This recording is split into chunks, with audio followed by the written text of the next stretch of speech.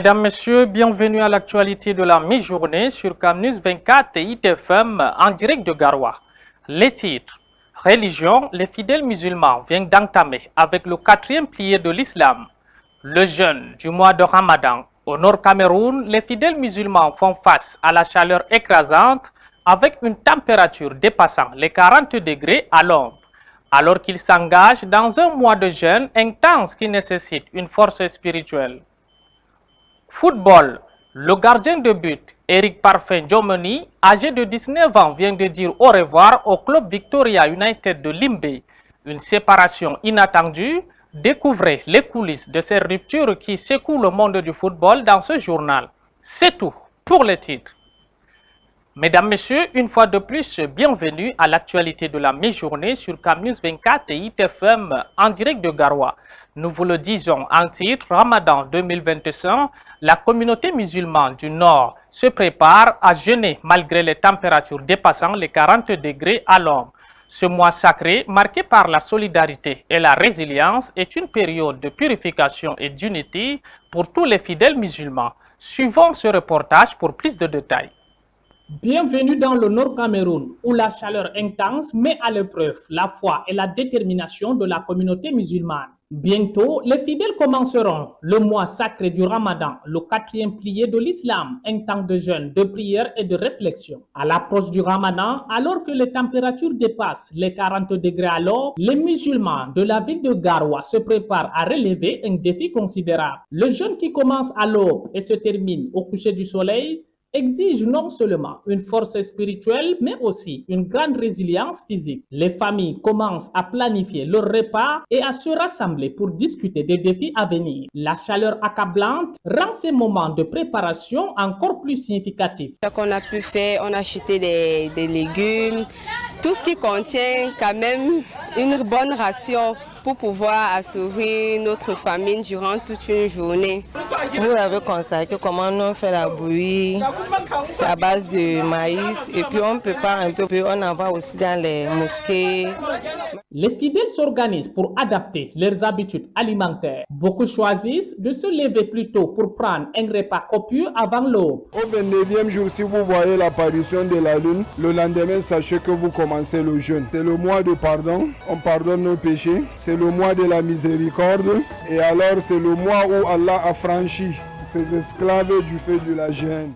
La soirée devient un moment privilégié pour se rassembler, prier ensemble et partager les versets coraniques. C'est dans ces moments que l'esprit communautaire se renforce. Malgré les défis posés par la chaleur dans la ville de Garoua, la foi et la détermination des musulmans du Nord brillent intensément à l'approche du mois sacré.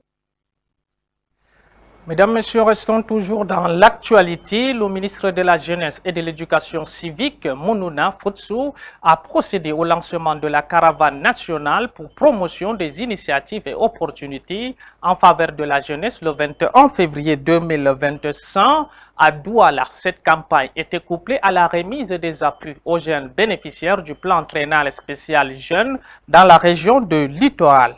Plus de précisions dans ce reportage que nous propose Zobel Apollinaire Ban. C'est plus d'une centaine de jeunes bénéficiaires du plan triennal spécial jeunes de 2025 dans la région du littoral qui ont reçu des appuis considérables du ministre Mounouna Futsu, lesquels leur permettront d'être désormais de véritables acteurs du développement économique dans les secteurs de l'agriculture, de l'économie numérique, de l'innovation technologique, de l'industrie et même de l'artisanat. Toutes les voies d'accès sont ouvertes pour la bonne information de la jeunesse, la bonne information de l'opinion publique et pour que rien ne soit caché. Et que s'il y a des critiques sur ces initiatives, qu'elles soient constructives et soutenues par des faits concrets.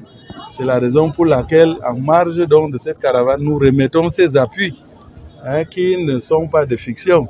Ces appuis, d'une valeur de plus de 100 millions de francs CFA, est une preuve des énormes sacrifices que consent le gouvernement camerounais pour le bien-être de sa jeunesse.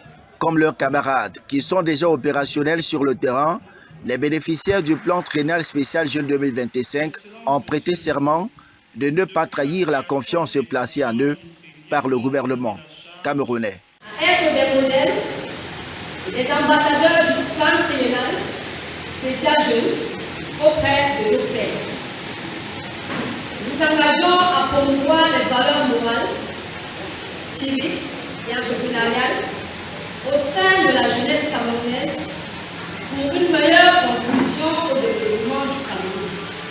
Notons que le plan triennal spécial jeune a été prescrit par le président de la République, son Excellence Paul Biya, le 10 février 2016 à l'occasion de la célébration du cinquantenaire de la fête de la jeunesse.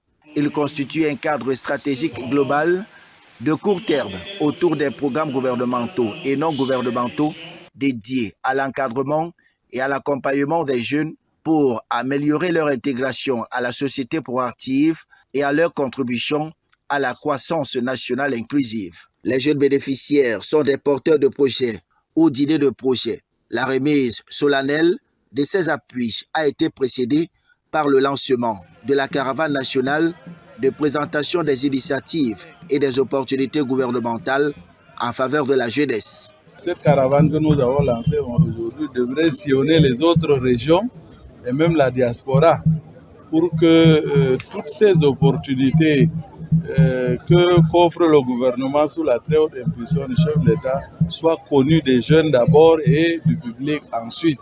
Parce que malheureusement, ces derniers temps, il a été constaté une désinformation et mésinformation de l'opinion publique et des jeunes en particulier au point de s'aimer le doute dans les esprits de quelques-uns.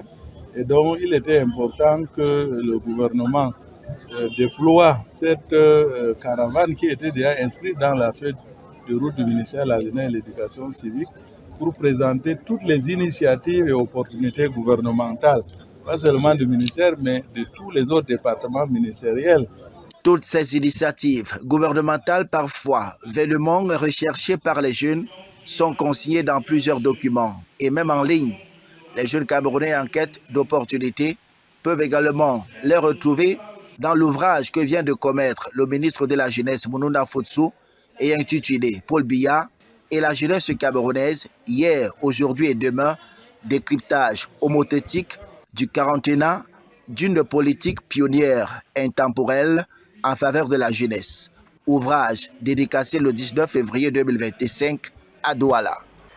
Direction à l'extrême nord du pays à présent, le Programme national de développement participatif PNDP transforme les pratiques agricoles par des investissements massifs. Ce projet agropastoral améliore non seulement les infrastructures, mais aussi la vie des communautés locales.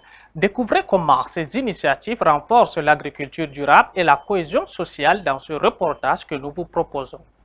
Bienvenue dans la région de l'extrême nord du Cameroun, où un projet ambitieux prend forme grâce au financement du Programme national de développement participatif, PNDP. Ce projet agropastoral vise à transformer les pratiques agricoles et à améliorer les conditions de vie des communautés locales. Dans cette région, le PNDP a investi massivement dans la construction d'infrastructures essentielles. Routes, marchés et systèmes d'irrigation sont en cours de réalisation, permettant aux agriculteurs d'accéder plus facilement aux ressources et au marché. C'est évidemment l'exemple type de projet effectivement qui contribue à essayer de lutter contre le changement climatique et la dégradation environnementale tout en aidant les populations. Et nous savons tous qu'en milieu agropastoral, les actions génératrices de revenus ont besoin d'eau et d'électricité. Les aménagements d'espace pour l'agriculture moderne sont également au cœur de ce projet, leur permettant de maximiser leur rendement tout en préservant l'environnement. Les résultats sont déjà visibles. Les agriculteurs notent une augmentation significative de leur production, ce qui améliore leur sécurité alimentaire et leurs revenus. Les infrastructures construites facilitent également le transport des produits vers les marchés locaux. Ce projet ne se limite pas seulement à l'agriculture, il renforce également la cohésion sociale car les communautés se rassemblent pour travailler ensemble vers un avenir meilleur. Le financement du projet agropastoral par le Programme national du développement participatif représente un véritable tournant pour l'extrême nord du Cameroun. En sport, nous vous le disons en titre, Victoria United et son jeune gardien Eric Parfait Ndiomene, âgé de 19 ans, s'est terminé. Le gardien de but et le club de Limbe se sont séparés mardi tard dans la nuit. Qu'est-ce qui justifie cette rupture brusque entre les deux parties? Tentative de réponse dans cet élément que nous proposent Aline Dida et Michel Ateba. Sous la pression parentale et celle de son conseil, le jeune gardien de but de Victoria United a quitté le club mardi tard dans la nuit. Jouant au téléphone ce jeudi matin, la direction de la communication du club de Limbe confirme l'information. Eric Parfait Ndiomene Fokam, 19 ans et gardien de but de l'équipe championne la saison dernière, a craqué et claqué la porte de l'équipe de Limbe. À l'origine des accusations de sévices, séquestration et torture du gardien de but révélées par sa mère rendue à Limbe. Des faits pourtant démentis quelques heures plus tard par le joueur dans une vidéo en compagnie de ses coéquipiers et encadreurs. On s'entraîne normalement, il n'y a pas de problème, tout ce qui s'est dit sur la réseau n'était pas vrai. Comme vous pouvez le constater, nous sommes ici, nous avons vu tout ce qui se passe depuis dans les réseaux sociaux. Et puis, moi, beaucoup de gens m'ont appelé, donc je leur ai dit que rien ne se passe. Mais bon, comme c'était sur la toile, chacun dit ce qu'il voulait. Contrairement à ce qui s'est vécu dans les réseaux sociaux, nous n'avons aucun problème ici dans la Victoria. Nous n'avons aucun problème de la Victoria. Les informations sont sorties de gauche à droite qui ne sont pas la vérité. Mais coup de théâtre, quelques heures plus tard, le joueur décide de quitter le camp de base de Limbe pour rejoindre sa famille à Douala.